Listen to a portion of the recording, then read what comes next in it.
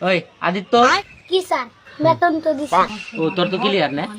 अच्छा আদর, কি স্যার? তোর বেতন কু? স্যার সামনের মাসেরটা আর এই মাসেরটা সামনের মাসে মিলাই দিব। সামনের মাসে দিবি? আচ্ছা থাক, সমস্যা নাই। ठीक है আদিত্য তুই ক 2 আর 2 কত হয়? স্যার 4 হয়। আর তুই ক 1,05,000 আর 15,000 ভাগ করে কত হয়?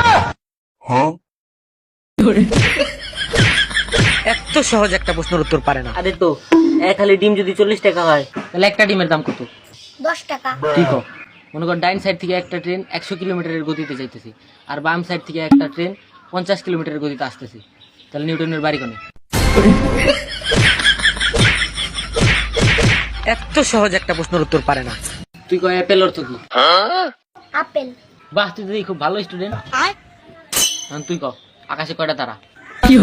স্যার এটা আমি পারবো না। স্যার আমি কালকে বেতন দিয়ে দেবেন স্যার। মনে থাকে জানি, কালকে বেতন না দিলে খবর আছে।